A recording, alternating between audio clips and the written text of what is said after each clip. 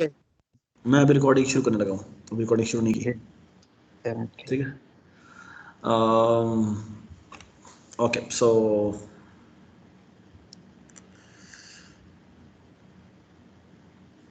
if you stop the recording, they'll end at the time. So recording becomes no. Okay, Ji. So let me start. Today's lecture is not a lecture; it's actually a tutorial session. I'm planning that in the week I will be having 2 sessions जो कि class होंगी, and then there will be a third session which will be a helping session. Instead of office hours मैं कोशिश करूँगा कि मैं एक helping session रखूँ जिसमें I will try my best कि मैं homework जो पुराना गुजर चुका है उस पर अगर कोई डिस्कशन है तो वो करेंगे, और उसके अलावा अगर जो अगला होमवर्क आपको मिला हुआ है I will try my best कि हम उसके ऊपर कुछ डिस्कशन कर सकें. So I hope that you will use this opportunity to ask me lots of questions, and we will going to make this thing I mean take advantage of this scenario. ठीक है, अच्छा, तो अब हम एक काम करते हैं. बिफोर मैंने अभी तक ना सबमिशन नहीं बनाई क्योंकि मैंने अभी तक वो CMS का मेरा पासवर्ड का इशू चल रहा था, जिसकी वजह से वो मेरी ग्रेडिंग नहीं बन रही थी. तो मैंने आज वो बना दिया, तो मैं लेक्चर के बाद I will make the grading policy, grading distribution, और फिर मैं वो सबमिशन बना दूंगा, तो you can actually upload your work. ठीक है, एनी क्वेश्चन?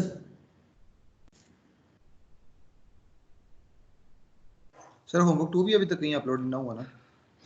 होमवर्क 2 आपका दे दिया गया है, आपको कल अपलोड कर दिया था. के अंदर CMS पे? CMS पे नहीं, मैंने यहीं पर शेयर किया था होमवर्क 2 चैट के अंदर, चैट के अंदर. हाँ नहीं, वो नहीं पता लगा, अब देख लेता हूँ. सरफराज बेहतर ये नहीं होगा कि सबमिशन और अपलोड्स वगैरह पोर्टल पे ही रखें? सबमिशन वरना मतलब किसी एक जगह पे रखें, या पोर्टल के ऊपर या यहाँ पे, क्योंकि बहुत कंफ्यूजन हो जाएगी वरना. सही कह रहा है. तो सबमिशन पोर्टल पे रखेंगे ना, सबमिशन हमारी सारी पोर्टल पे फिर होगी. अपलोड्स भी सारी पोर्टल पे ही रखें.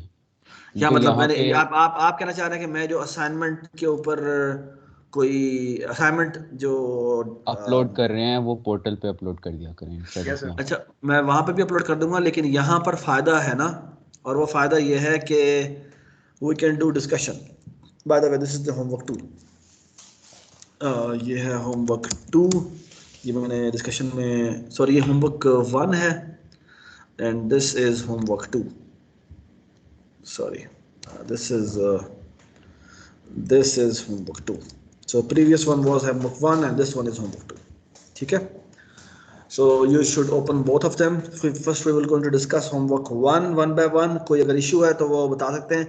I think जो इसका homework 1 का last question है, I really want के before submission I want to do discussion. ठीक है, उसके अलावा जो बाकी चीज़ें थी वो तो शायद fairly simple थी और वो हमने शायद discuss कर ली हुई थी. Let me share the screen. Screen 1. Okay, so कोई issue अगर हो तो we can talk about it. अच्छा, so let's so should I start discussion now? Yes sir. Good. So here is my question. Question number 1 में basically homework 1 की मैं बात कर रहा हूँ. So homework 1 में basically I think we discussed that in the class कि आपने अगर एक array दी हुई है जिसमें से आपने एक नंबर मिसिंग है between 1 to n, और array दी हुई है n-1 एलिमेंट्स की. ठीक है, और elements array and find an element from जो हमें मिसिंग था. ठीक है, और उसके बारे में बेसिकली पहला हमने n स्क्वायर को देखा था कि हम हर वैल्यू को जाकर सर्च करते हैं. ठीक है, फिर हमने कहा कि बेसिकली हम सॉर्ट कर देते हैं, सॉर्ट करने के बाद हम हर एलिमेंट पे बाइनरी सर्च करते हैं. ठीक है, फिर हमने कहा नहीं ऐसा करते हैं कि सॉर्ट कर लेते हैं, सॉर्ट करने के बाद आई थिंक कशमाल ने आइडिया दिया था या किसी ने आइडिया दिया था कि basically we just scan once, और जहां पर भी हमें डिप 2 का नजर आए इसका मतलब है that is a missing value.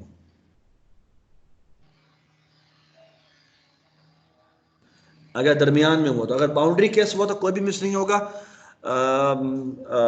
अगर फॉर एग्जांपल काउंटिंग ही आपकी 2 से शुरू हो गई इसका मतलब 1 नंबर मिसिंग था। ठीक है, तो ये थोड़े सर से वन स्कैन के अंदर दो चीजें थी, एक ये था कि आपने जो डिप अगर 2 का हो जाता है तब चेक कर लें, या उसके या अलावा कि आप हर नंबर को उसके इंडेक्स पे मैप कर लें, लाइक 1 वैल्यू 0 इंडेक्स पे होनी चाहिए, 2 वैल्यू 1 इंडेक्स पे होनी चाहिए, जो बिल्कुल ठीक वैल्यू बात। इंडेक्स पे नहीं है। हाँ, ठीक है। नहीं वो अगर एक नहीं होगी तो बाकी सारी भी नहीं होगी। जहां से नहीं होनी शुरू होगी वो वही वैल्यू होगी। बिल्कुल बिल्कुल बिल्कुल बिल्कुल। पहले हमने n log n plus n किया था, यानी सॉर्ट कर लिया, उसके बाद बेसिकली हम एक स्कैन करते हैं और देखते हैं कि अगर अगर एक नंबर पहला नंबर ही अगर अपनी अपनी असल लोकेशन पे नहीं है तो वहीं पर हम रुक जाएंगे, अदरवाइज हम कीप ऑन मूविंग। ठीक है, फिर हमने कहा था कि नहीं ऐसा करते हैं कि फिर हमने इसको भी लॉग इन में करने की कोशिश की थी। ये बेसिकली इसको भी हम, ये एक फोर्थ और भी बनाया जा सकता है, ये लॉग इन का, वो which will be one binary search, binary search.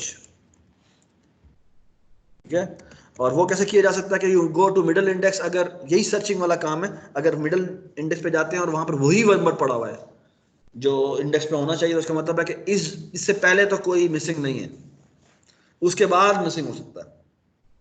ठीक है, ये बात समझ में आई? ये बात समझ में आई? Yes sir. एवरीबडी अंडरस्टैंड कि ये क्या बात हो रही है? ठीक है, अच्छा जी, फिर सवाल ये था कि यार ये सॉर्टिंग के अलावा हम कर सकते हैं, और फिर हमने देखे बेसिकली हमने किया था कि हम एक बुलियन की अरे बना लेते हैं एक्स्ट्रा मेमोरी को यूज करके। ठीक है, फिर हमें बहुत जबरदस्त आइडिया दिया था रेहान ने, राइट? और रेहान इज हियर,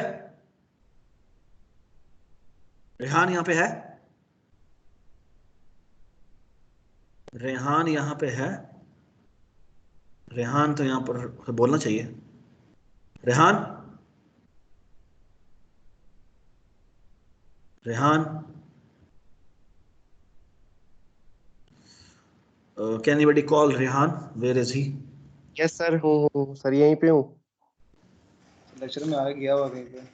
अच्छा चलो ठीक है। सो रेहान ने हमें आइडिया दिया था, आपको याद होगा कि बेसिकली हम क्या करते हैं कि हम सबका सम निकाल लेते हैं, और सम निकाल कर हम एक वेरिएबल में स्टोर कर लेते हैं, और basically that will sum will be equal to, that sum will be equal to n into n into n minus 1 divided by 2। ठीक है, अगर ये फार्मूला आपको नहीं भी याद तो आप एक सिंपल सा लूप लगाएं 1 से लेकर n तक का, और ये सम ऐड कर दें, फिर आप अरे में से करें और बेसिकली इसमें सब्ट्रैक्ट करते जाए, और देखें कि जो नंबर बाकी बच जाता है वही नंबर मिसिंग होगा। ठीक है, उसके बाद ये 7th क्वेश्चन था which was proves and search. Sarfaraz, ji, आपने एक स्टूडेंट को ऐड नहीं किया हुआ, आबरू नदीम को, ग्रुप में। इसको Aabroo Nadeem how can I add him? Sir, group में आपने जैसे बाकी सबको ऐड किया वैसे ऐड करें। अच्छा, सो वेट अ मिनट, टीम्स में जाते हैं, टीम्स में जाके हाउ कैन आई, ये क्या है, टीम मैनेज शेयरपॉइंट, मुझे अब याद नहीं कि मैंने कैसे क्रिएट किया था, तो मैंने एट द टाइम ऑफ, अच्छा जी ऐड मेंबर आ गया। क्या नंबर नाम है उसका, उसका ईमेल एड्रेस आबरू बताओ। नदीम, हाँ, ABROO, ABRO, आबरू सलीम, नदीम सर, नदीम, वो नीचे सर, आबरू नदीम सापरा, वो आ ये रही है। चलो जी, ये भी मैंने उसको ऐड कर दिया। इतना नो नो whoever is, वो ऐड कर सकती है अपने आप को। ठीक है, alright ji,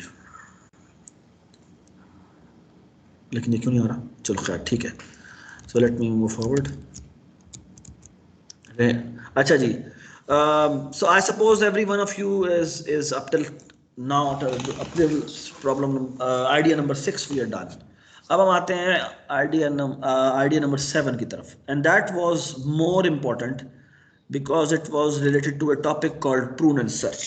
And what the idea was कि हम क्या करते हैं कि हम अगर सिर्फ उसकी सबसे least significant bit देखें, और here we are assuming that n is into some 2 to the power n, the value of n.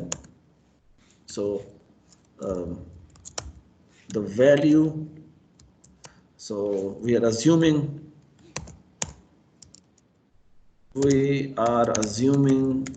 that n is in some 2 to the power k. ठीक है. ऑलराइट जी. सो अब सवाल ये है कि बेसिकली हमें एक नंबर ढूंढना है और वो नंबर हमें नहीं पता क्या है. और इसका आइडिया हमने क्या सोचा था कि हम बेसिकली सबसे लीस्ट सिग्निफिकेंट बिट देखेंगे सबकी और काउंट करेंगे कितने जीरोस बनते हैं कितने वंस बनते हैं. अगर जीरोस और ज़्यादा है वंस से और हमें कंफर्म पता है क्योंकि एक नंबर मिसिंग है, तो बेसिकली हमने देखा था कि बेसिकली अगर हम लिखें तो अगर हमारा कोई भी नंबर मिसिंग ना होता तो जितने नंबर ऑफ जीरो होते उतने नंबर वन होते, राइट. और इस प्रॉपर्टी को यूज करते हुए हमने कहा कि अगर ठीक है, अगर जीरोस ज्यादा हैं वंस कम है और एक कम हो सकता है ज्यादा, तो इसका मतलब है कि जो नंबर मिसिंग है वो ऑड नंबर है, उसकी आखिरी बिट 1 होनी चाहिए, तो हमने उसको 1 लिख दिया. और सिमिलरली और बाकी तमाम नंबर वो जिसके एंड हो रहे थे जीरो के ऊपर, उसको हमने उठा के बाहर फेंक दिया, राइट. कुछ इस तरह की हमने बात की थी, ठीक है. And the same will be true for bit number 2, second least significant, third least significant and so on so forth. That's how we solve the problem, ठीक है. और वो आहिस्ता आहिस्ता चलते चलते हम एंड तक ले आते हैं, ठीक है. I suppose everyone understand it और I have to explain more,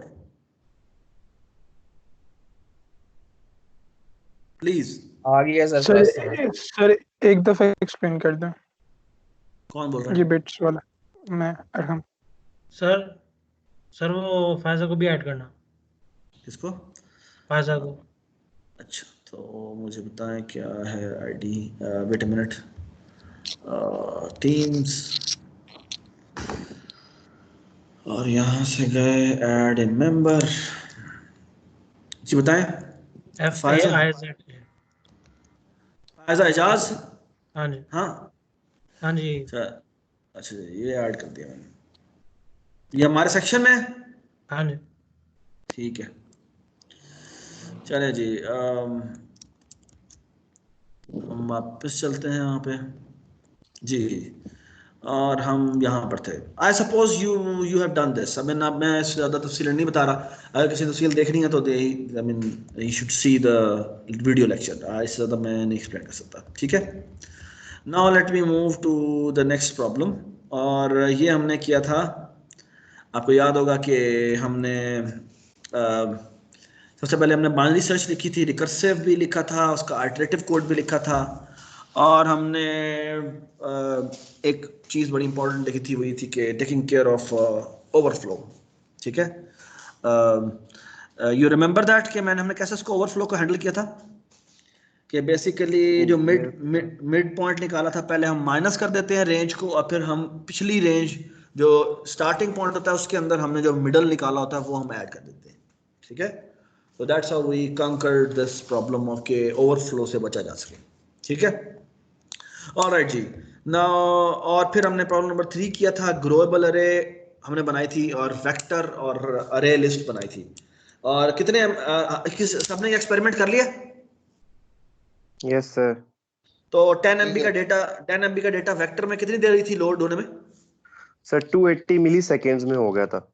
280 milliseconds. और अरे लिस्ट थोड़ा टाइम ज्यादा लिया होगा उसने. वो सर बहुत ज्यादा, वो मतलब हम बैठे रहा था, मैं नहीं हो रहा था, कंप्लीट ही नहीं हो रहा था. अरे लिस्ट भी सर ग्रोएबल अरे में कि अरे लिस्ट में? ओह मेरी बात सुनो. ये जो ग्रोएबल अरे है ना, वो तो है जिसमें ग्रोइंग बाय 1 होती है, +1. जो वेक्टर है वो होता है growing by factor of 2। Factor of 2 का मतलब ये है मल्टीप्लिकेशन फैक्टर है, ठीक है। जो अरे लिस्ट है उसको भी तुमने ट्राई करना है, उसमें है ग्रोइंग फैक्टर, पता क्या है? Growing by factor of multiply by 1.5। 1.5 का मतलब बेसिकली क्या है? बेसिकली पाइथन वाली बात कर रहे हैं आप ये? पाइथन नहीं, मैं जावा की बात कर रहा हूँ। जावा वाला है जिसमें 1.5 होता है। इसमें ना स्पेस कम्प्लेक्सिटी इसकी कम होती है, लेकिन टाइम इसमें थोड़ा सा ज्यादा लगता है। तो यू शुड कैलकुलेट कि क्या ऐसे बेसिकली बनता है। तो 10 MB को दोबारा नोट करिए, थोड़ा सा टाइम इसका ज्यादा बनेगा। यू विल सी के 10 MB के ऊपर जो है ये थोड़ा ज्यादा टाइम लेगा, लेकिन ये अगर तुम साथ मेमोरी कैलकुलेशन भी करो तो मेमोरी वाइज ये बेहतर होगा, ठीक है। यानी वो ट्वाइस तो से बेस्ट कौन सा है?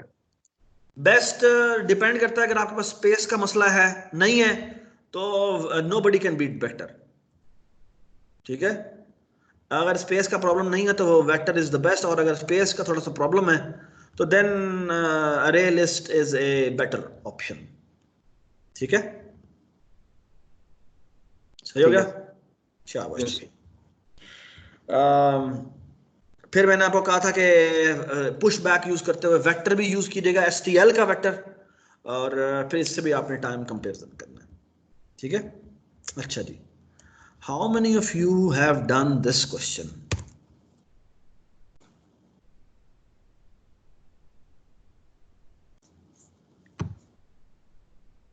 जी, 25 पॉइंट का ये पॉइंट था। बताएं क्या, how is the progress on this?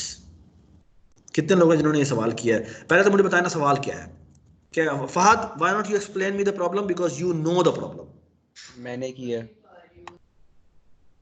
बताओ क्या है ये सवाल, क्या है? मुझे सवाल बताओ।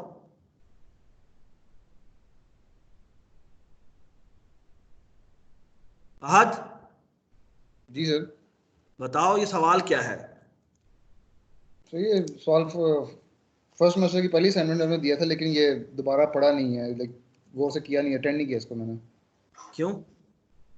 बस बाकी क्वेश्चंस बस वो जब से क्लासेस ये ऑनलाइन हुई है तो नहीं सही तरीके से काम किया गया। क्यों? वो रूटीन नहीं मैनेज हो पा रही सर, वो काफ़ी चीज़ें जंबल अप हो गई हैं। क्या नहीं मैनेज? टीम में नहीं मैनेज हो पा रही मतलब? वो सारे कोर्सेज का वो नहीं मैनेज हो पा रहा ना, तो इसलिए वो नहीं कर सका मैं। ओके, क्यों कशमाल आपने अटेम्प्ट किया?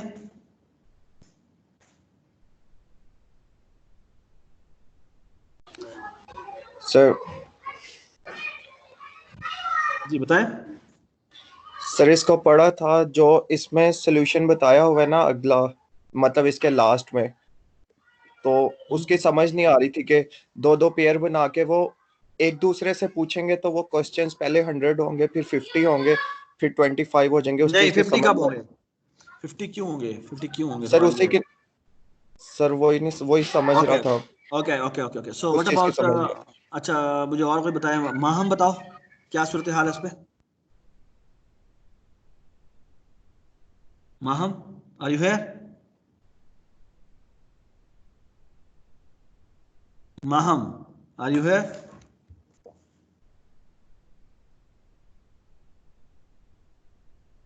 हेलो, हाँ जी बताएं। आवाज नहीं आ रही मेरी? अब आ रही है, बताएं बताएं। आवाज आ रही है? जी आ रही है बेटा, अब ये बताएं। मैंने नहीं अटेम्प्ट किया। जब बेटा किसी ने अटेम्प्ट किया है ये सवाल? मैंने सॉर्ट ऑफ किया है। कौन बोल रहा है? तैयब। शाबाश, बताओ। माम अपना ये प्लीज जो बोले उसके फौरन बाद अपना माइक बंद कर दे, प्लीज माइक बंद कर दे। माहम, शाबाश। आप जी बताएं तैयब, आपने कैसे से अटेम्प्ट किया? और what about Naufal is here? Not really sure about it, लेकिन मैंने ना एक बेस केस से शुरू किया था अच्छा, कि अगर एक ही बंदा है तो जाहिर बात है कि वो सच कह रहा है, ठीक है। Okay okay. अगर 3 लोग हैं तो इसका मतलब है कि जाहिर बात है कि 2 लोग सच कह रहे हैं। तो फिर मैंने ये सोचा था कि अगर दरमियान में लेट्स जस्ट से कि आपके पास 32 की जगह 33 लोग हैं ना, तो 32 की पेयरिंग तो आराम से हो जाएगी, ठीक है। ठीक है। तो आखिरी जो बंदा बचेगा ना, उसको मैं लास्ट वाले बंदे के साथ उसका करवा लूंगा, सिंपल। आखिरी के अंदर जो और एक वो बचेगा उन दोनों के अंदर से सारी बात है कि वो जो चीज है कि तो वो मसला हो जाएगा ना, तो मसला हो जाएगा ना। कैसे? मसला ये रहेगा कि व्हाट इफ कि वो लायर हो, और जब तुम उसको साइड पे कर दो तो बेसिकली सच्चों और झूठों की तादाद बराबर हो जाए, या वो सच्चा हो, सॉरी 33 लोग थे, इसमें से 16 जो है वो सच्चे थे और 16 ही झूठ, 17 झूठे, सॉरी 17 झूठ सच्चे थे और 16 झूठे थे। और व्हाट हैपेंस इज कि एक बंदा तुमने साइड पे किया, वो सच्चा साइड पे कर दिया, shit. and now you are gone because Yes. now I mean both have equal numbers and now it can mess up big time. गलत किया मैंने। जी, or anybody else? सर इसमें एक और ये भी तो प्रॉब्लम आएगी कि हम मैक्सिमम क्वेश्चन सिर्फ 500 कर सकते हैं ना, उससे ज्यादा नहीं कर बिल्कुल, सकते। ज्यादा नहीं कर सकते। तो अगर हमें पहले सारे झूठे ही मिलते जाए हाँ लायर, जी, तो हाँ वो जी, हाँ जी। क्वेश्चंस की लिमिट ज्यादा हो जाएगी बहुत, क्योंकि वर्स्ट केस में देखें तो लायर ही मिलते जाएंगे पहले और सच्चा एंड पे। So let me try first. मैं पहले ना एक गलत ट्राई करता हूँ। अच्छा, everybody can see the notepad? जी। अच्छा, तो पहले तो तरीका ये है कि किसी तरह सॉल्व तो हो जाए ना। सॉल्व कैसे करेंगे? कशमाल कैसे सॉल्व करेंगे इसको? So first let's try to just solve this problem. Forget about it कि number of questions कम है या ज्यादा है। सर एक बंदे को साइड पे करेंगे, मतलब यही वाला तरीका है। उसकी वोटिंग करवाएंगे, अगर वो सच्चा निकल आता है तो उससे पूछेंगे बाकी कौन कौन सच्चा। तो द थिंग इज के जैसे कशमाल कह रहा है, कशमाल बेटा सवाल करने के जवाब देने के फौरन बाद बंद कर दिया करो, ठीक है? अच्छा, सो लुक एट दिस, अगर मैं कहता हूँ कि मैंने कोई एक बंदा उठाया, ठीक है, तो बेसिकली एक बंदे को साइड पे करेंगे तो मुझे 99 क्वेश्चन पूछने पड़ेंगे, ठीक है? एंड 99 क्वेश्चन पूछे एंड अनफॉर्चुनेटली वो झूठा निकल आया, ठीक है? एंड नाउ यानी कैसे कि फॉर एग्जांपल 50% वोट, सबको तुम्हारे आईडी का पता लग गया, सब ने कह दिया झूठा है, चलो जी गए काम से। अब 98 आप एक और बंदे को साइड पे करेंगे एंड व्हाट हैपेंस इज कि यू आर अनफॉर्चुनेट, वो भी झूठा निकल आया, ठीक है? तो basically what can go wrong, के भाई यही प्रोसीजर चलता रहे और कब तक हम जाते रहे, हम 52 तक जाए, ठीक है?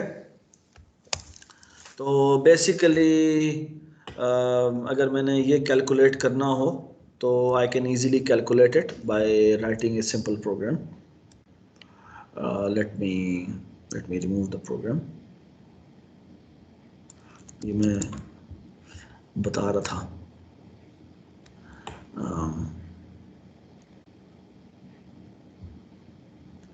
so let me remove this, close solution.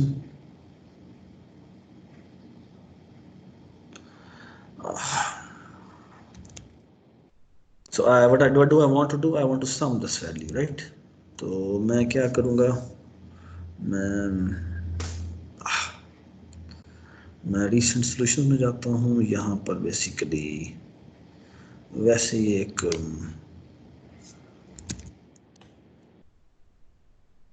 so let me stop sharing for a while और basically wait a minute please, मैं ये थोड़ा सा ये भी स्टूडियो ऑन कर दूँ।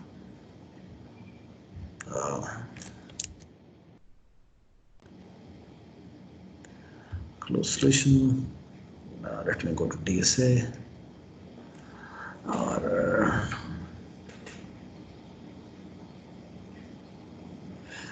okay ji, let me make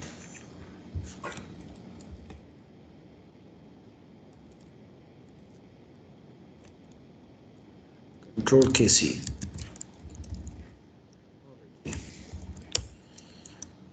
So let me switch on.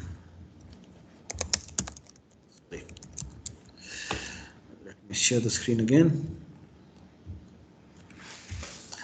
Alright ji, so हम ये return 0 बना देते हैं।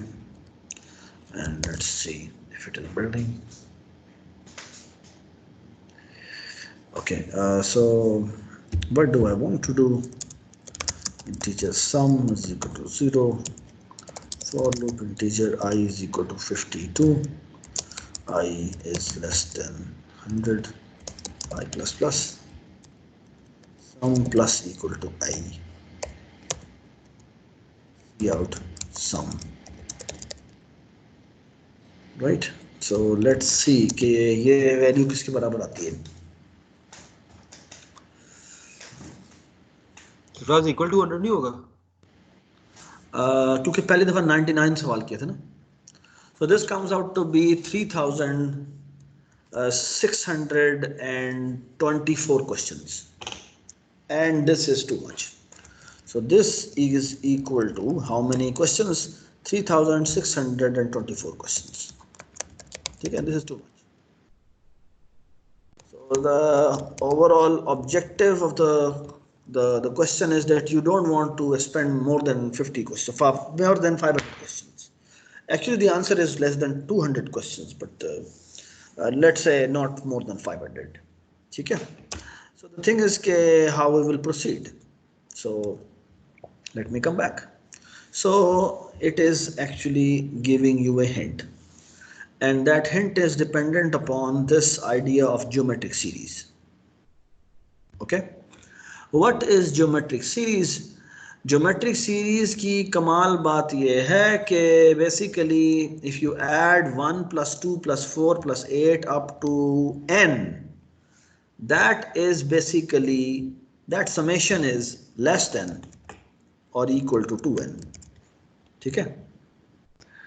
और इसका प्रूव हमने लास्ट क्लास में किया भी था और इसमें ये दिया भी हुआ है. ठीक है? राइट? ठीक है. और क्या है कि बेसिकली मैं एक डब्बा n बनाता हूँ और एक और डब्बा n बनाता हूँ, तो इसका एरिया n के बराबर होगा. ठीक है. So this n is basically shedding of the left n, और बाकी कितना रह गया? बाकी n रह गया. और जब मैं n/2 को ऐड करता हूँ तो बेसिकली n/2 शेड होता है और बाकी n/2 बाकी बच जाता है. और जब मैं n/4 शेड करता हूँ तो n/8 बाकी बच जाता है. So I mean I will keep shedding it and this will never fill up. ठीक है. अगर मैं 1 पे रुक जाऊं तो this summation is exactly equal to, अगर मैं 1 पे रुक जाऊं ना तो that summation is exactly equal to 2n-1. ठीक है. And here is the proof. Proof तो नहीं, बस सिंपल सा इसका है. 1 + 2 किसके बराबर होता है? 3 के बराबर, विच इज लेस देन, यानी 4 से 1 कम है. और 1 + 2 + 3 + 4 जो है वो किसके बराबर होगा? 7 के बराबर होता है, विच इज लेस देन 8. 8 से 1 कम है. और +8 भी कर दूं तो that is equal to 15, which is 1 less than 16. और +16 कर दूं that is equal to 1 less than 32, which is the next value. ठीक है. So that's how you can easily show कि basically this argument is correct. हाँ, this is actually, मैंने less than और equal to क्यों लिखा है 2n के? क्योंकि basically अगर मैं इससे भी आगे चला जाऊं, यानी +1 divided by 2 +1 divided by 4 +1 divided by 6 1/8 plus करता करता अगर मैं इसको इन्फिनिट सम बना दूं तो that is actually equal to 2n. ठीक है. एग्जैक्टली इक्वल टू 2n के बराबर होता है. ठीक है. सो you can prove it using the power of calculus. Okay, this summation is exactly equal to 2n. ठीक है.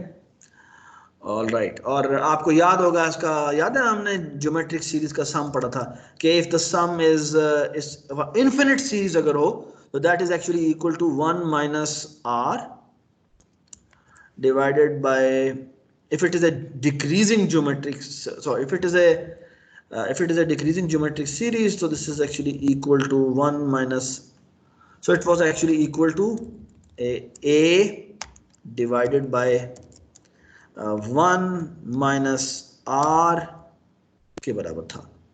और what is r? r is actually equal to the dividing ratio. So a अगर इसमें देखें तो n, a हमारा n है और 1 माइनस r किसके बराबर है, 1/2 के बराबर है. तो if you exactly calculate it, that is equal to 1 minus half is actually equal to half. So n divided by half, n divided by 1 divided by 2 हो जाएगा. ठीक है, तो ये 1 divided by 2 हो जाएगा and that is actually equal to 2 times n. ठीक है, which is actually I have shown here. ठीक है, so आप अरिथमेटिकली भी प्रूव कर सकते हैं बट ज्योमेट्रिकली आपके सामने इसका प्रूफ पड़ा हुआ है. ठीक है, अच्छा सर ये तो मैं एक साइड लाइन बात कर रहा हूँ ना. सवाल ये है कि इस प्रॉब्लम को सॉल्व कैसे करें. And the idea is beautiful prune and search. And you remember what was the idea of prune and search. Prune and search is a technique. So what is a prune and search technique? Prune and search technique is a technique. Let me shrink this a bit. So what is the prune and search technique? You do some processing, and by following it you reduce the problem size by size geometrically, and you keep and you recur. Recur का मतलब है recursively same problem solve करो. ठीक है, then the total cost of solving the problem is the cost of the first step. Is O of the cost of the first step. ठीक है, जिस तरह हमने बिट मिसिंग नंबर निकाला था तो हमारे हाफ होते जा रहे थे, तो हमारा मिसिंग नंबर निकालने के लिए हमारे पास क्या चॉइस थी, बेसिकली हमारी ओवरऑल कॉस्ट आ गई थी वो 2n बिट रीड करने के बराबर आ गई थी. क्योंकि पहले में हमने n बिट रीड की, अगले में मैंने less than n/2 bits read की, फिर less than n/4 bits read की, and so on so forth, और वो हमारा जो नंबर ऑफ बिट रीड था वो 2n पे पहुंच गया था. ठीक है, अच्छा यहाँ पर बेसिकली करना क्या है, जो इसने डायरेक्शन दी है, डायरेक्शन को अगर आप गौर से पढ़ें. हेलो, एक मिनट. ये जो आपने कहा है ना कि cost of the first step, इसको थोड़ा एलैबोरेट करेंगे. फर्स्ट स्टेप किस तरह से? मैं अभी आपको बताता हूँ. ठीक है, cost of the first step इसलिए because it is geometrically decreasing. तो ये लुक एट दिस, ये अगर देखें, सो अगर कोई ये n था, ये n/2 हो गया, ये ज्योमेट्रिकली डिक्रीज हो गया ना. तो बेसिकली जो कॉस्ट होगी वो, इसको मैं 2n लिख रहा हूं, which is approximately O of the first step, which is n, right. ठीक है, आगे समझ. ठीक है ना. अच्छा, इंटरेस्टिंगली ये तो अभी डिवाइड बाय हमने 2 किया है. Interestingly if you divide by 3, divide by यहां से 3 कर दो, और यहां से 9 कर दो, और यहां से 27 कर दो, और यहां से 81 कर दो, यहां से 81 कर दो, और ये n डिवाइडेड बाय 9 हो गया, ये n डिवाइडेड बाय 3 हो गया, और ये n हो गया. और please fill it by yourself. यहां से भी n डिवाइडेड बाय 3 हो जाएगा, ये n डिवाइडेड बाय 9 हो जाएगा, ये n डिवाइडेड बाय 27 हो जाएगा. You keep on dividing. और ये ऑफ कोर्स मैं अब यहाँ पर उस तरह नहीं लिख रहा, तो कैसे लिखेंगे बताएं मुझे. 81 प्लस 27 प्लस क्या हो जाएगा, प्लस 9 प्लस 3 प्लस 1, और फिर यहाँ पर 1 डिवाइड बाय 3 नहीं है, 1 डिवाइड बाय 3 है. ठीक है, और यहाँ पर 1 डिवाइडेड बाय 9. ठीक है, और and so on so fourth. ठीक है, मैं आगे नहीं लिख रहा. Even that is actually less than 2n, actually even less than 2n से भी कम. और अगर ये इसका तुम डायरेक्ट प्रूफ निकालना चाहो अलजेब्रिकली, तो यहाँ पर 1 डिवाइड बाय 2 की जगह कितना आ जाएगा, 1 डिवाइड बाय 3. ठीक है, और अगर आप ये कैलकुलेट करो तो दिस बिकम्स 2/3 एंड कितना आ जाएगा, 2/3 आ जाएगा, 1/2/3, राइट। एलसीएम निकालो, 3 - 1 2/3 आ जाता है, and this will be equal to 3/2, right? Which is how much? Which is basically 1.5n, right? Which is actually again O of the first term. O of the first term. Does it make sense? और आप इसको geometrically भी करना चाहें तो basically अगली term, पहली n आपने शेड की, फिर n/3 जब आप शेड करेंगे तो इससे कम शेड करेंगे तो ज्यादा जगह बच जाएगी, और फिर उससे भी ज्यादा जगह बच जाएगी, फिर उससे भी ज्यादा जगह बच जाएगी, तो बेसिकली ये कभी भी 2n भी फिल नहीं होगा। That's the most interesting part. You can do it by yourself. थोड़ा सा इसको थोड़ा सा खुद ही खेल खेल के देखना कि ये जो मैंने बात की है कि ज्योमेट्रिकली अगर प्रॉब्लम श्रिंक हो रहा है तो परेशान होने की जरूरत नहीं है, ठीक है। That's what prudent search means. अच्छा, वो आइडिया क्या कहता है? वो आइडिया कहता है कि प्रूडेंट सर्च में तुमने करना ये है कि imagine that you what you do is, तुम्हारे पास n लोग हैं, यू पेयर देम अप। अच्छा, imagine that this n is a even number, ठीक है। अभी हम ऑड भी देखते हैं, लेकिन let's talk about even number, ठीक है। अच्छा, अगर इवन नंबर है तो पेयर हो जाएंगे, सारे पेयर हो जाएंगे।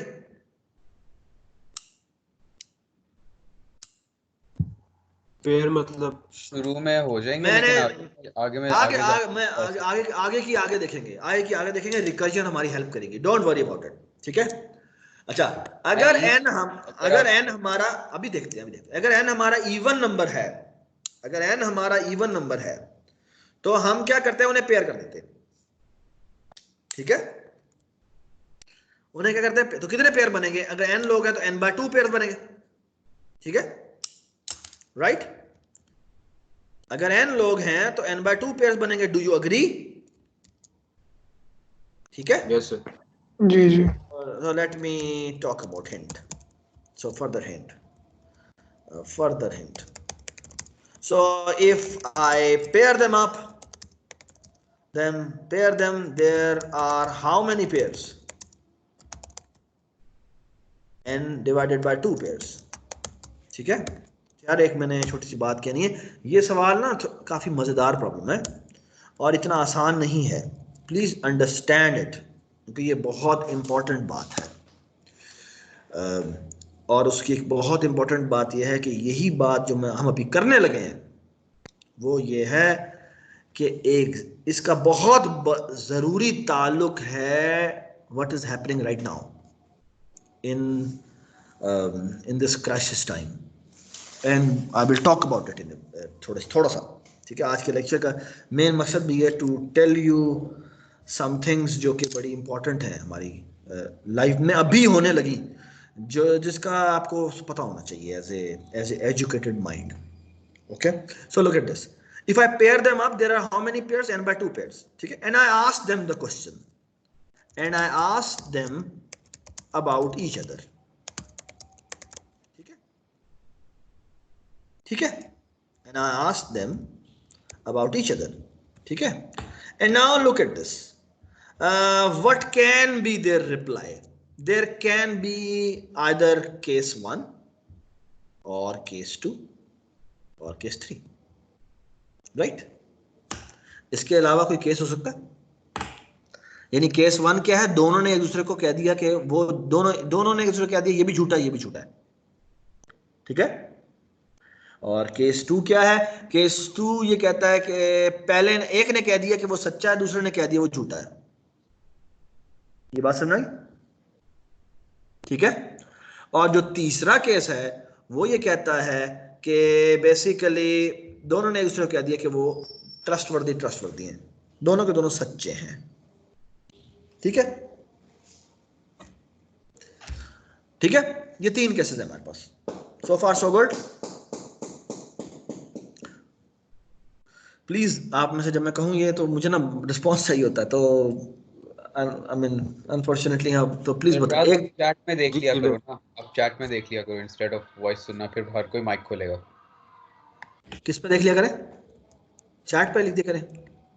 चैट पे देख लिया करो, चैट के ऊपर लोग आपको रिस्पॉन्स दे देंगे इंस्टेड ऑफ हर बंदा माइक खोले। चैट पे देखने का मतलब यह है कि ठीक है ये कर लेते हैं, चैट पे देख लेते हैं। चैट अगर अलग खुल जाती है ना तो ये बड़ा अच्छा हो जाता है। मसला है कि मुझे फिर I have to okay, so let me talk about this, ठीक है? अच्छा ठीक है जी, सो लेट्स अच्छा अगर मुझे अब थोड़ा सा let's try to dig it down. अगर केस 1 होता है, what are the implications of these cases? Implications of case 1. Can I write the following? There is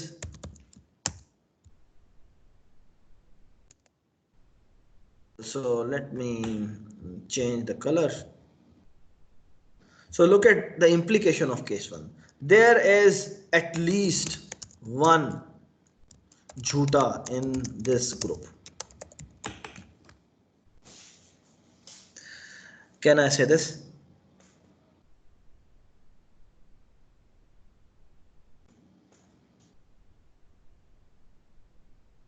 please आप लाउड स्पीकर ऑन कर सकते हैं। ये हो सकता है, ये पॉसिबल है। There is at least one jhuta in this group. Okay, that is there can't be two sachas here. ठीक है, समझ आई बात? Now Yes. look at this. So I am ji, doing ji. an action. I am doing an action. ठीक है, action, and what is the action? I am doing pruning. That is, it will not violate the condition. And what is that condition? My number of sachas will always be more than my number of liars. Okay? So what is the action? The action I am doing is throw both of them. And let me color it with red. ये मैंने इस case में action लिया है। Do you agree कि इस action करने से हमारा प्रॉब्लम जो है अभी तक वैसे का वैसा ही है? हाँ, बस एक फायदा हो गया है कि इस केस में हमारे जो नंबर ऑफ पीपल हैं वो कम हो गए हैं। Agree? Yes, sir. Do you all agree? sir. All right, so look at case number 2. Case number 2 में भी क्या मैं ये लिख सकता हूं?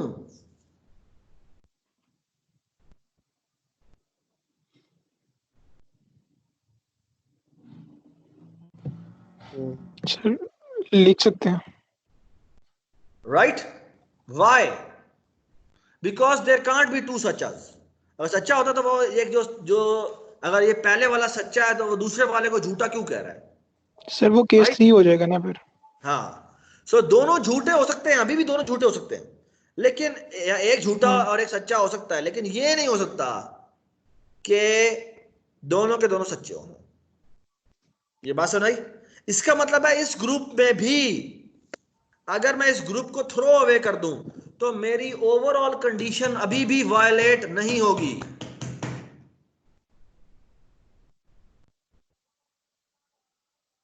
Yes, sir.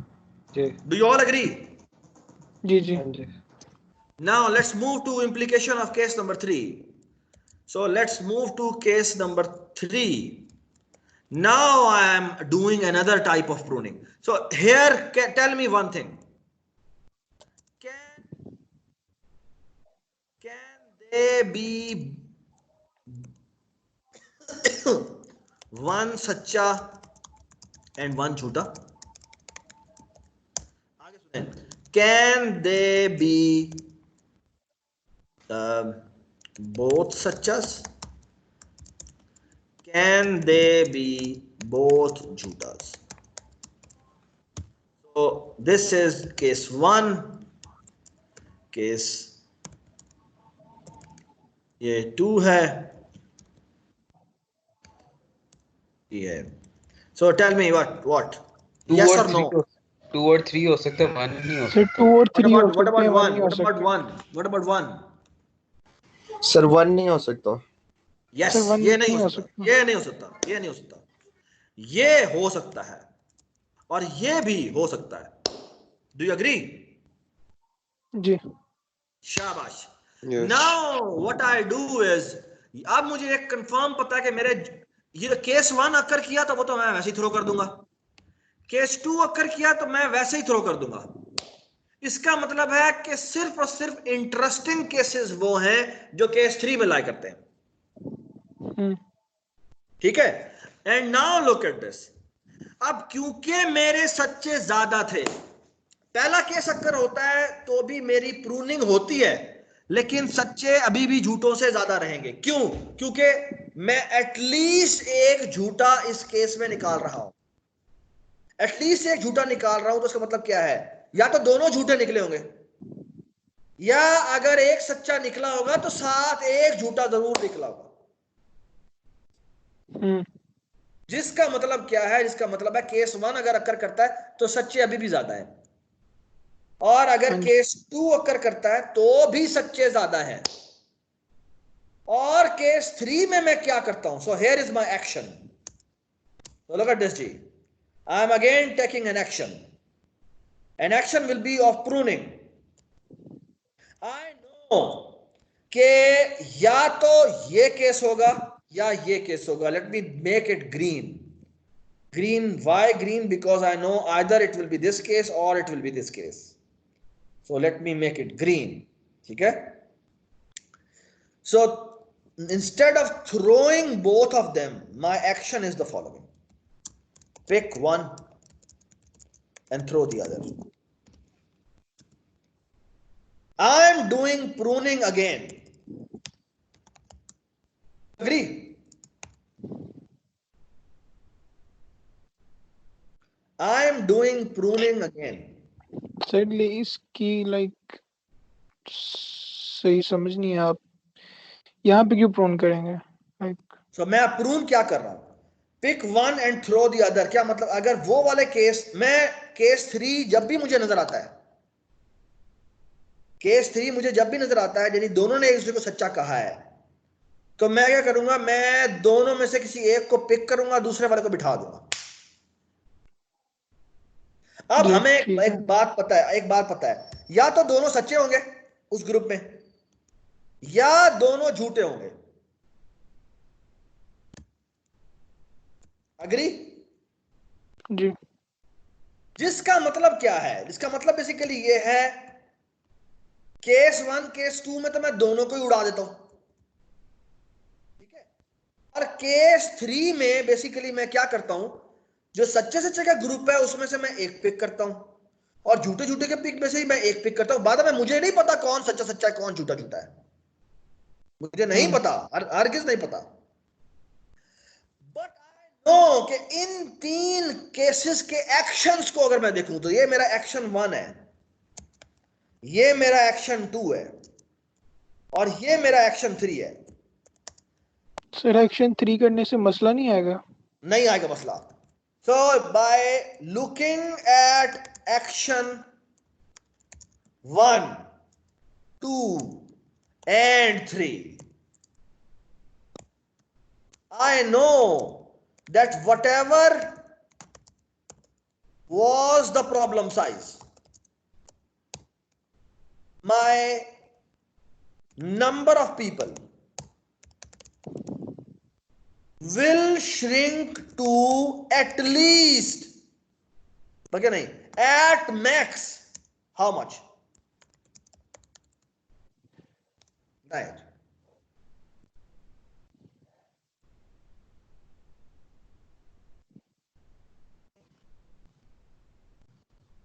माहम बताएं जी।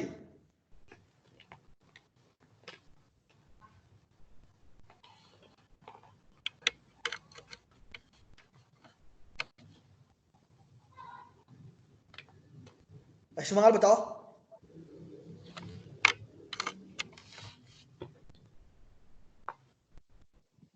कशमाल, रेहान यस सर। बताओ, आपके ख्याल में इन तीनों को अगर मैं कलेक्टिवली देखूं, if by looking at 1 2 3 collectively, I know that whatever was the problem size, let me call this n, my number of people will shrink to how much? Less than or equal to how much? n divided by 2. n by 2. Why n by 2? Rehan आप बताएं जी।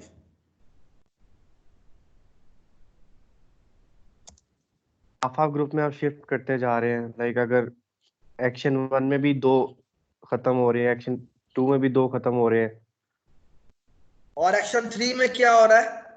Action 3 at least में हम आप उन दोनों में से एक ले रहे हैं।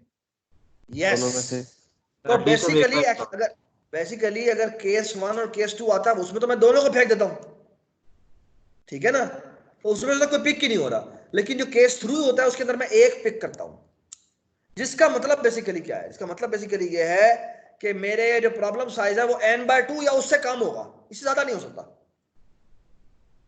ठीक है, एक प्रॉब्लम है, अगर आप जो एक मिनट रुक जाओ, एक मिनट रुक जाओ, एक ये मिनट रुक प्रॉब्लम आ जाओ, रही है एक इसमें। मिनट, एक मिनट जाओ।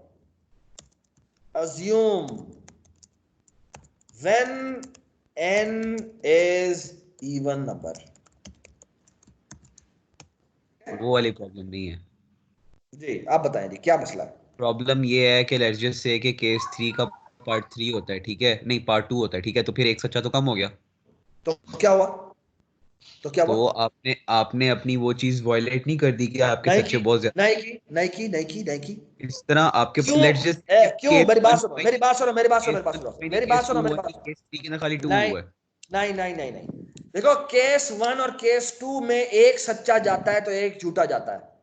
एक सच्चा अगर गया है तो साथ एक झूठे को लेके गया है, ठीक है।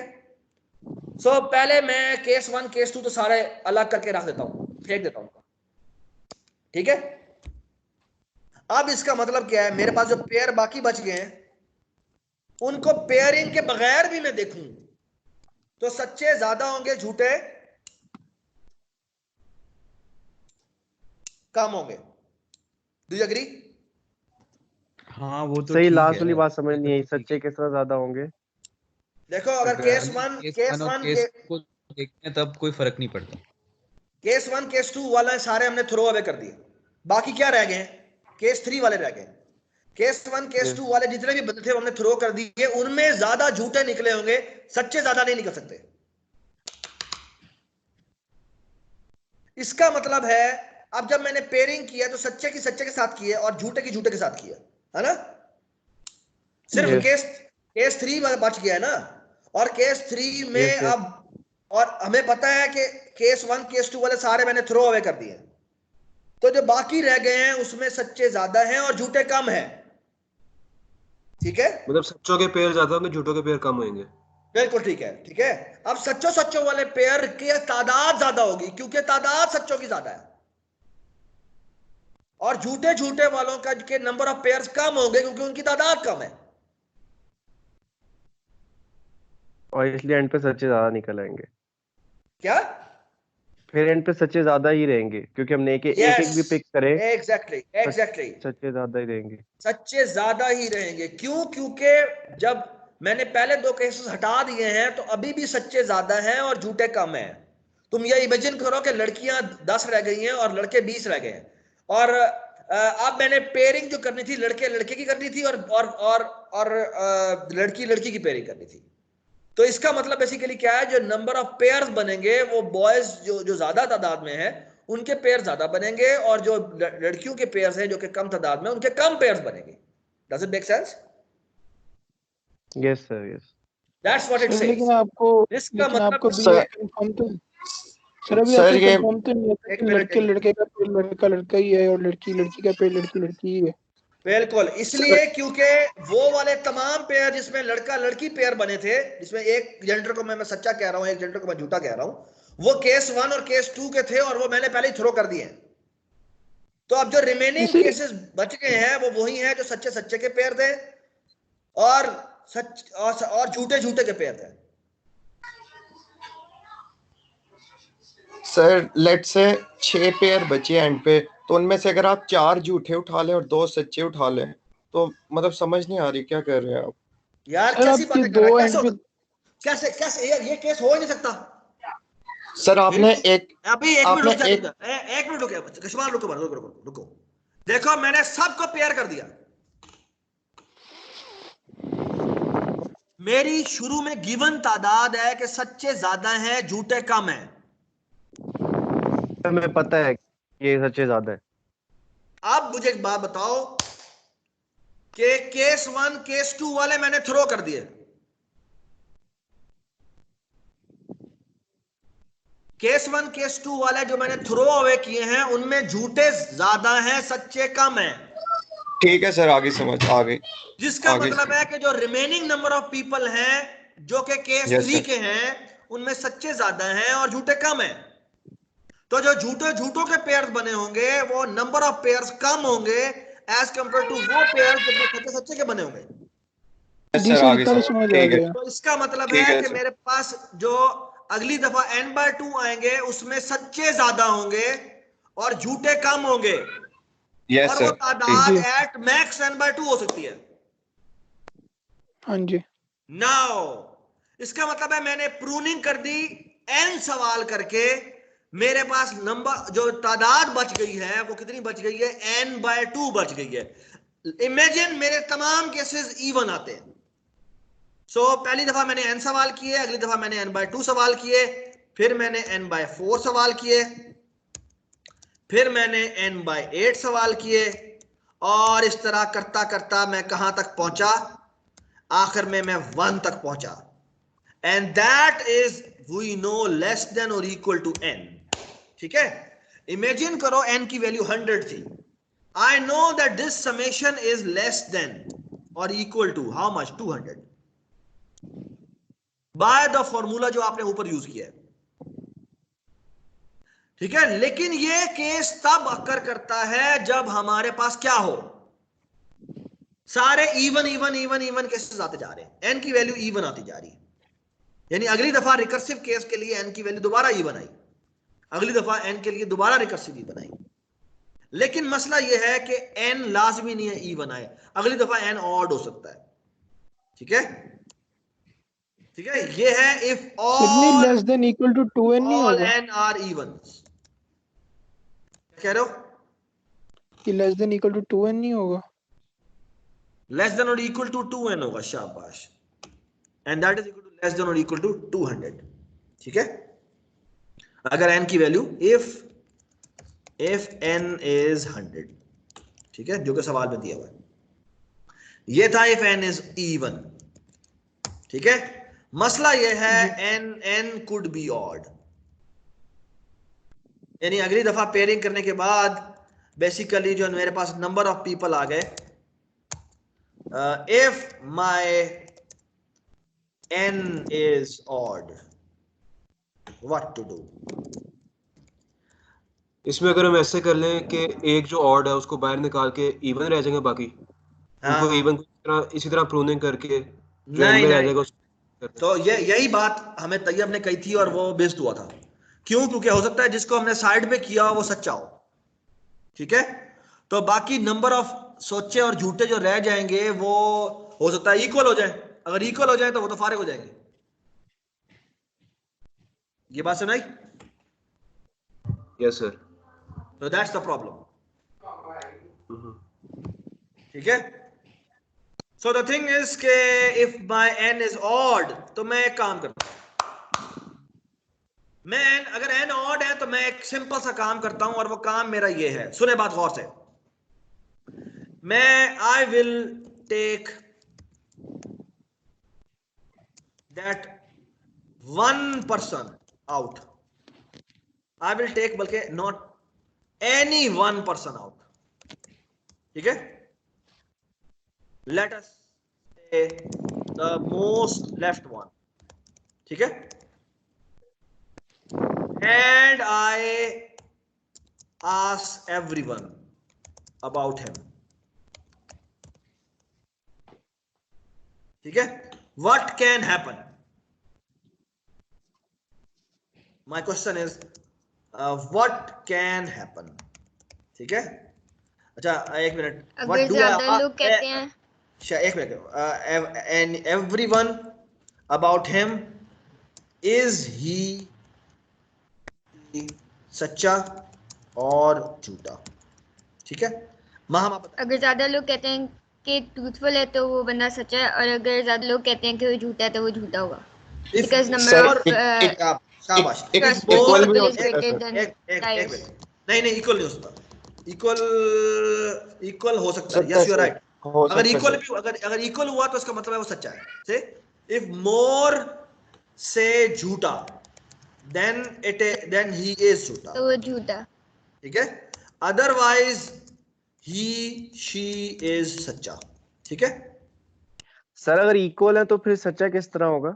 अगर यार तुमने उठाया जो था वो सच्चा था, बाकी सच्चा होता है ना, तो वो इक्वल बन जाएंगे ना, उससे तो तुम नहीं पूछ रहे ना, ठीक है। ऑल राइट जी, इफ मोर से झूठा देन ही इज झूठा, अदरवाइज ही इज सच्चा, ठीक है। बाय द वे अगर हमें सच्चा मिल गया तो प्रॉब्लम ही खत्म है। क्यों बोला? उससे हम पूछते हैं फिर अब इवन केस हमने इवन वाला लगा, हमें पता है बातें खत्म हो गई। तो लेट्स से पहला एन ही ऑड था तो एन की कॉस्ट आई, ठीक है।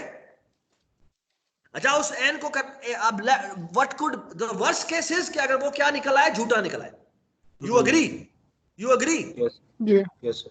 तो एक तुमने माइनस किया तो बाकी रह गए n-1 और n-1 को, और अब हमें इवन करने पड़ेंगे, राइट। और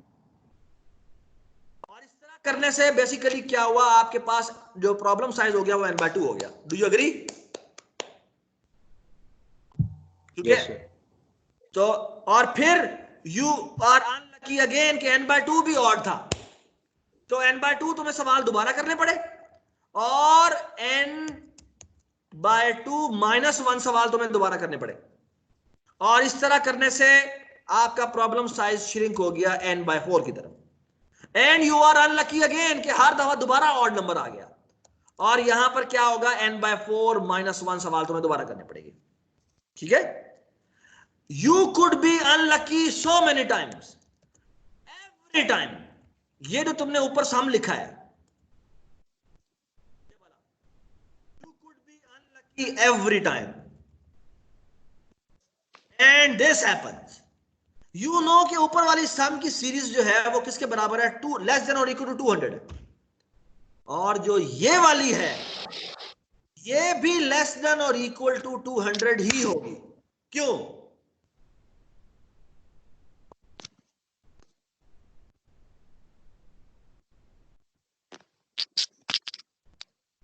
वन लेस है उसमें से 1 लेस है, तो बेसिकली शायद थोड़ा सा तो वो ज्यादा लेस होगी एक्चुअली माइनस log n होगी, but this could be the maximum time जो कि आपको सवाल किए जा सकते हैं, विच अगर मैं इन दोनों को सम करूं तो that quantity is less than और इक्वल टू 400,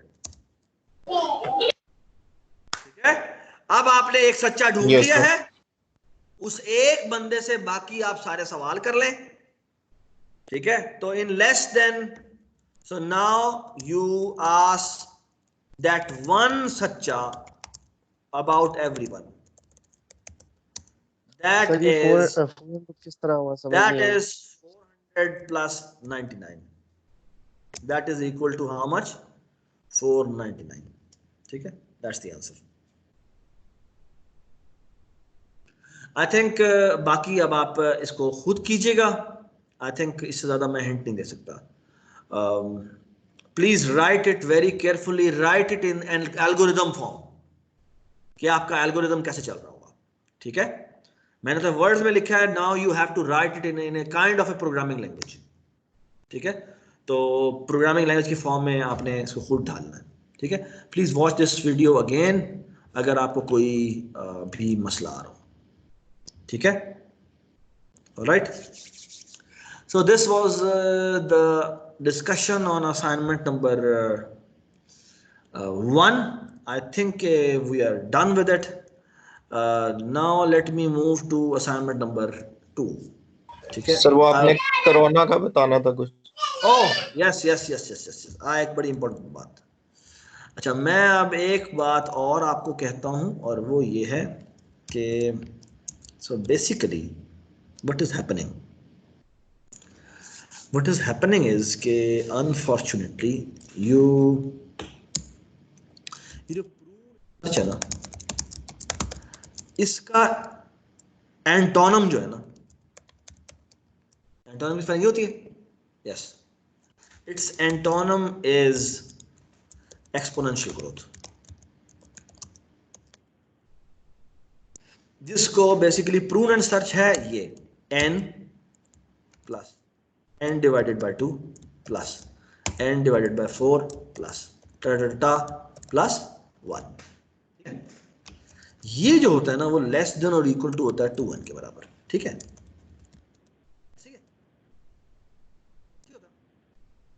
एक्सपोनेंशियल ग्रोथ क्या होता है? एक्सपोनेंशियल ग्रोथ को हम लिखते बिल्कुल यही ऐसे ही हैं, ये बिल्कुल यही है, लेकिन हम पढ़ते हैं किस डायरेक्शन में? हम पढ़ते हैं, let me take the picture here, arrow here, arrow यहाँ पे ऐड हो जाता है, insert drawing, new drawing, let me take arrow,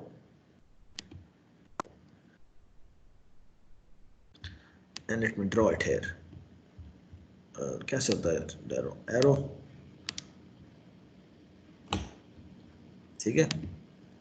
The only difference is के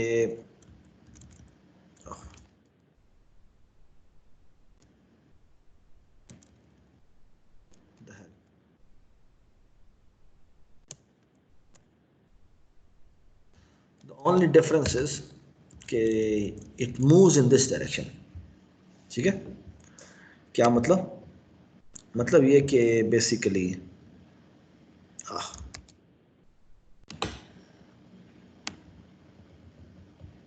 so it moves in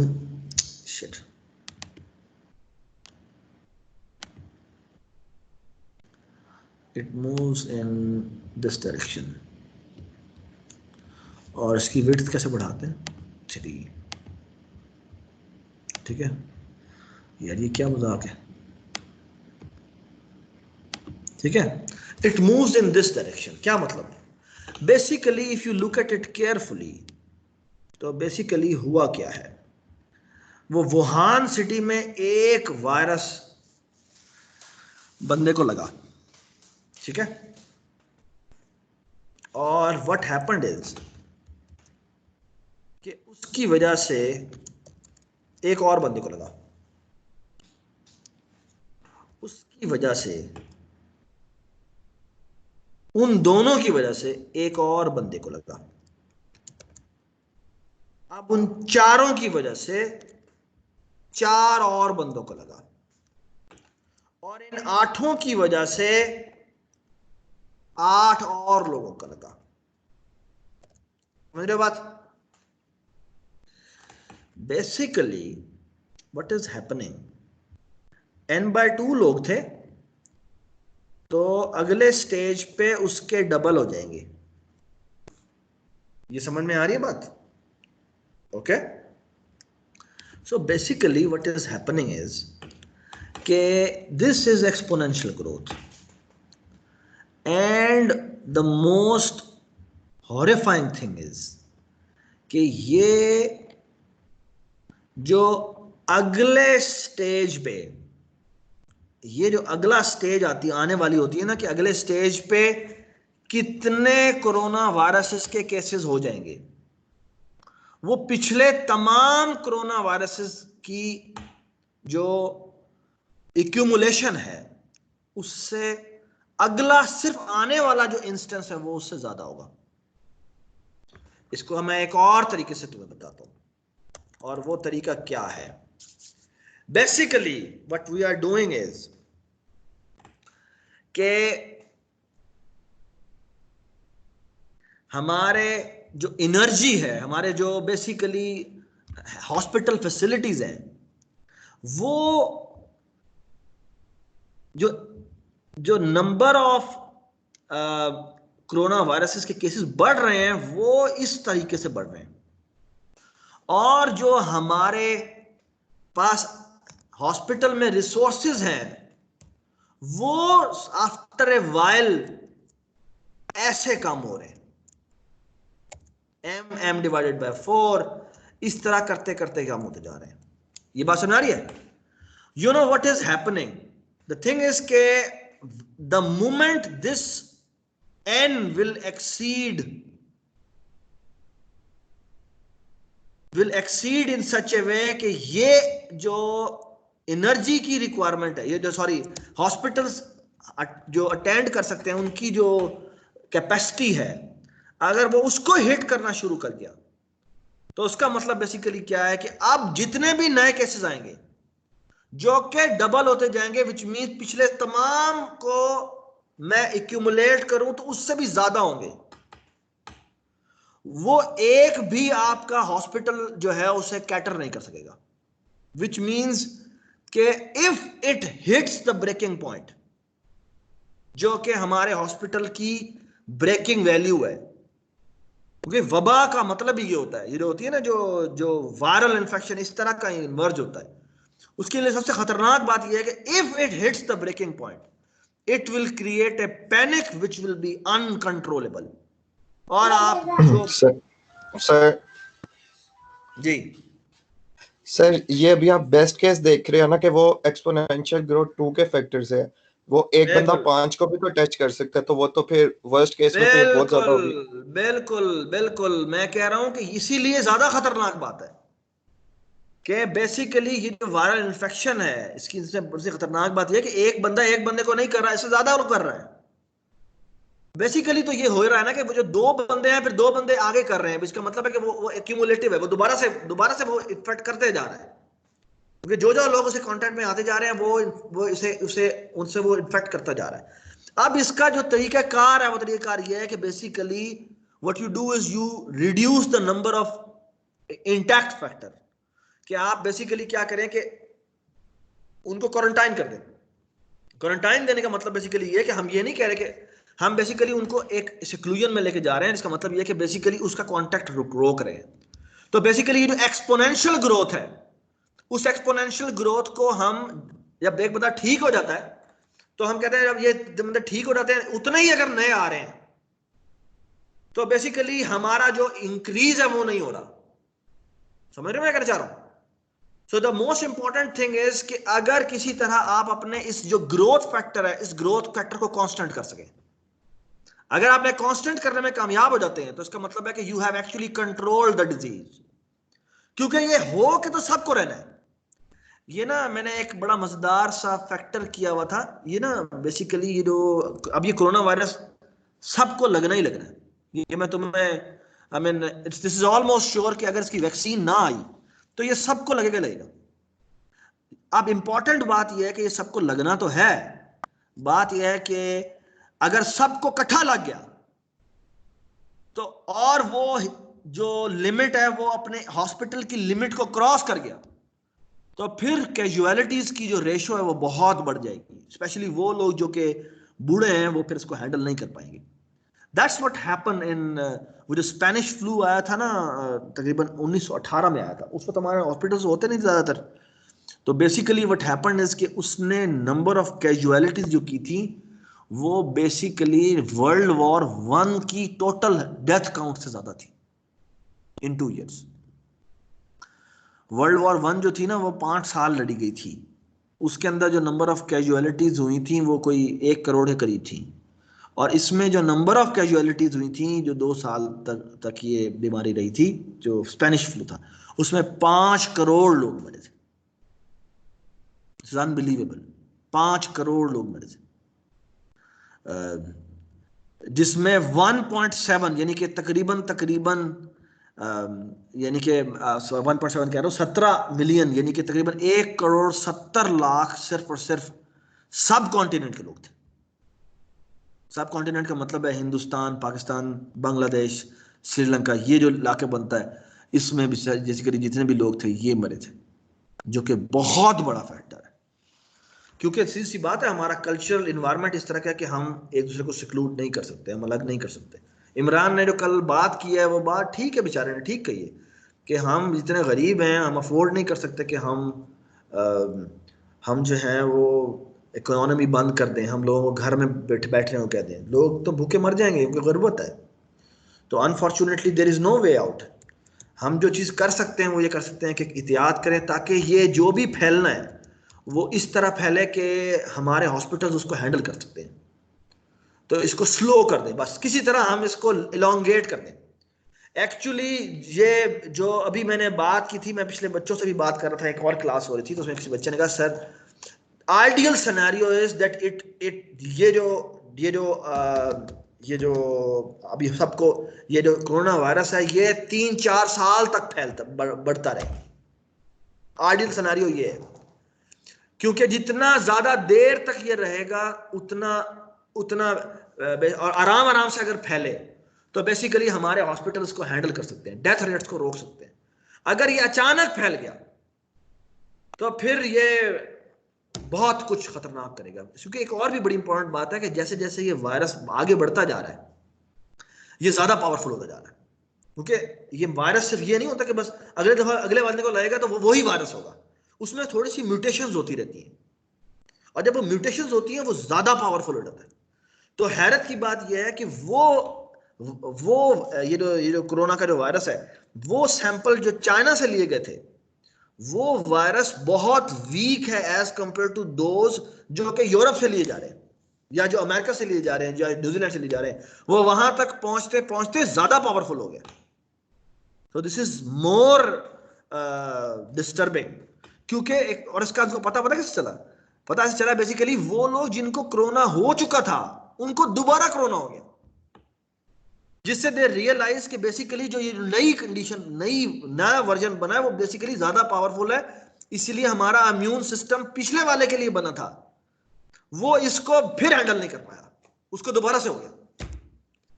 सो ये काफी जो है ना वो बायोलॉजी की टर्म में देखा जाए तो इट्स ए रियल चैलेंज के इसे कैसे हैंडल करना है, और हमें जितनी एहतियात हो सके हमें करनी चाहिए। बाकी तो अल्लाह मियां की मर्जी है, लेकिन कि जिसको आना है वो तो आना है, लेकिन हमें जितना भी हो सके हमें एहतियात करनी चाहिए ताकि हम इससे जो है वो ऐसे से हैंडल करें कि हमारे जो भी हेल्थ रिसोर्सेज हैं जो कि इंतहाई कम है अनफॉर्चुनेटली, वो इसे हैंडल कर सके।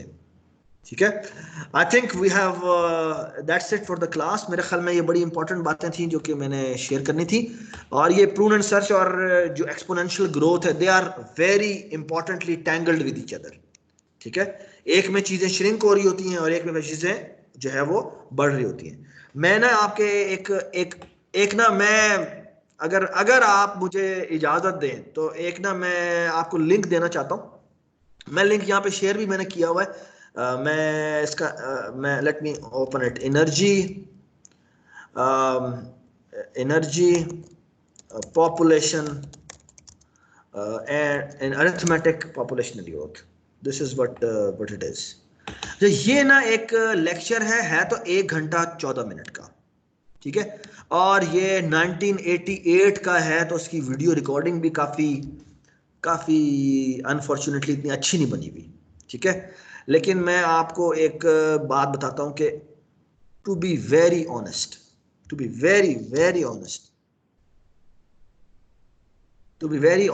अगर आपको कहा जाए ना कि there is one mathematical function, इसका नाम क्या है बेसिकली? इसका नाम है अरिथमेटिक पॉपुलेशन एंड एनर्जी। ये बेसिकली एक टॉक है by Bartlett. It's a very important talk. यानी मेरे ख्याल में अगर आपको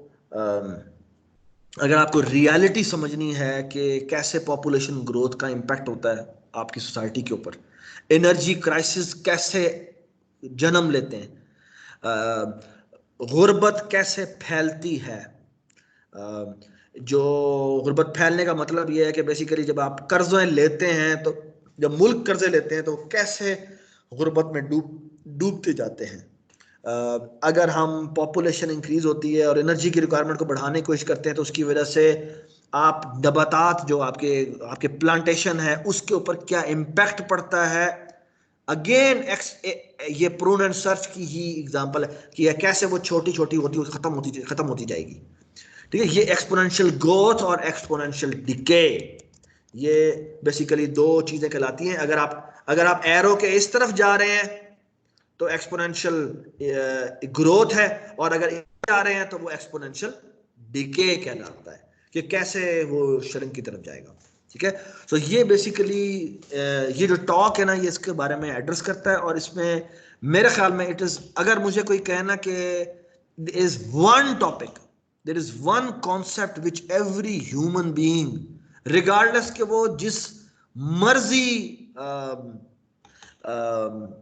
क्या कहते हैं एरिया से बिलोंग करता हो, किस यानी वो साइंटिस्ट है, वो इंजीनियर है, वो बायोलॉजिस्ट है, वो आर्टिस्ट है, वो क्या है, कुछ भी है, अगर there is one mathematical concept जिसके बारे में कहा जाए कि ये उसको जानना चाहिए, वो इस टॉक में एड्रेस हुआ है, which relates to geometric series, geometric sequence और exponential growth and so on.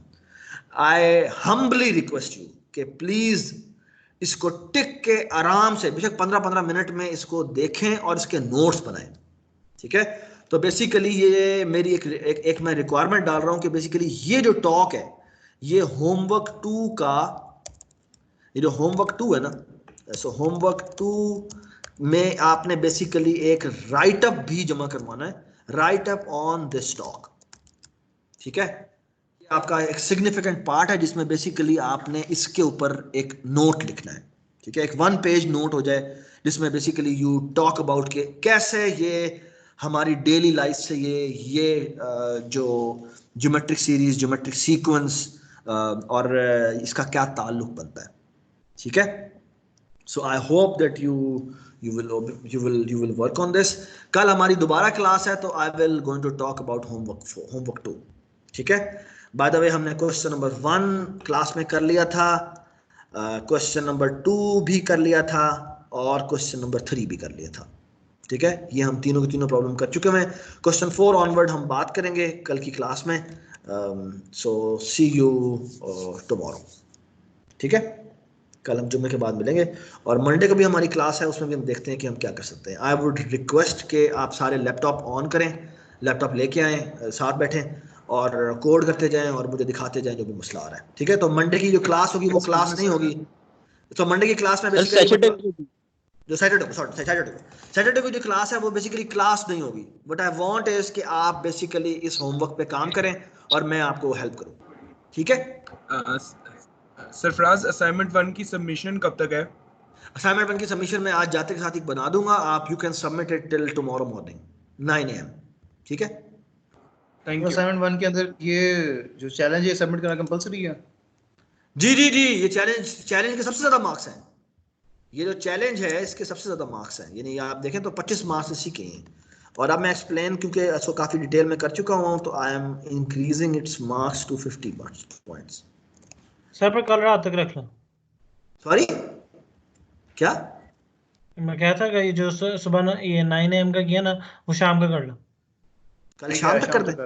हाँ, शाम तक कर देते हैं, यानी कि क्लास से पहले तक। हाँ, क्लास से पहले तक कर लो। ठीक है बेटा, क्लास से पहले करते हैं, but please work on homework 2। ठीक है, होमवर्क 2 भी आप जो लोग हो चुके हैं उनसे सिर्फ शुरू करें। अच्छा, फिर एक काम करना है, अगर अच्छा मैं रिकॉर्डिंग अपलोड कर दूंगा, बट प्लीज अच्छा एक काम करते हैं, मेरे ख्याल में ये इसको होमवर्क 1 का ही पार्ट बना दें, इस टॉक को। नहीं सर, होमवर्क 2 का ही रहने दें। 2 में रहने दें, ठीक है। ठीक है, मैं इसको बेटा यहाँ से कट कर लेता हूँ और इसको मैं होमवर्क 2 में डाल देता हूँ। ठीक है, thank you so much. I hope that you like the talk and और इसके ऊपर हम बात करेंगे। ठीक है, ये homework 2 right up on this talk. ठीक है, 1 page right up on the stock. ठीक है, ये है चैलेंज 1 चैलेंज। ठीक है, ठीक है जी, thank you very much. Thank you so much for coming and on this prompt notice. ठीक है, and I hope we will handle this difficult time. ठीक है, थैंक यू सो मच। अल्लाह हाफिज।